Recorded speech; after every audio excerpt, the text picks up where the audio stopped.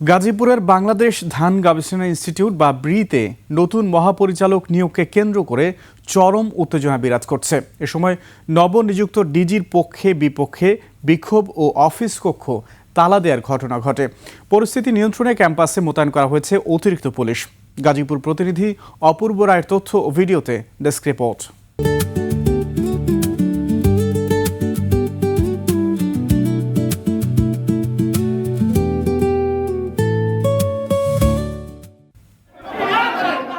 রণক্ষেত্রে পরিণত হয়েছে গাজীপুরের বাংলাদেশ ধান গবেষণা ইনস্টিটিউট। নতুন মহাপরিচালক নিয়োগের খবর আসতেই ক্যাম্পাসে ছড়িয়ে পড়ে উত্তেজনা। এক পক্ষ নবনিযুক্ত ডিজিকে ফ্যাসিবাদের দোসর ও দুর্নীতিবাজ আখ্যা দিয়ে তার নিয়োগ বাতিলের দাবিতে মিছিলে নামে। এমনকি অবরুদ্ধ করা হয় প্রশাসনিক ভবন, ঝুলিয়ে দেয়া হয় তালা। যে ফ্যাসিস্টের দোসর এবং যে সরাসরি এই সরকারি চাকরি করে একটা মুরেল বানাইছে, শেখ মুজিবুর রহমান মুরেল বানাইছে, ওইখান থেকেও দুর্নীতি করছে। উনি হচ্ছেন সিএসও ছিলেন, ওনাকে আইনবান কর্মকর্তা হিসেবে দিয়েছেন। মহাপরিচালক কিন্তু পরবর্তীতে আসবেন।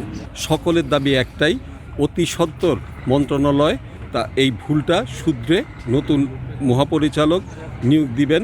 তবে এই চিত্র পুরোটা একপাক্ষিক নয়, পাল্টা অবস্থান নিয়েছে আরেকটি পক্ষ। তাদের দাবি, নিয়ম মেনেই সঠিক পদ্ধতিতে নিয়োগ সম্পন্ন হয়েছে। ডিজির সমর্থনে তারাও ক্যাম্পাসে অবস্থান কর্মসূচি পালন করেন।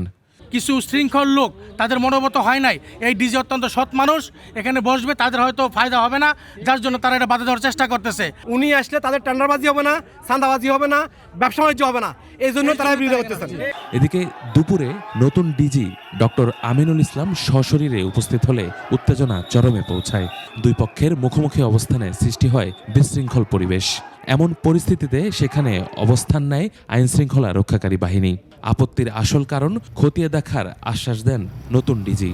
এটা একদম রাষ্ট্রপতির আদেশক্রমে এই পদায়নটা করা হয়েছে, সুতরাং এটা কিন্তু রাষ্ট্রদ্রোহিতার সামিল হয়ে যাবে যদি আমরা এই আদেশটা না মানি।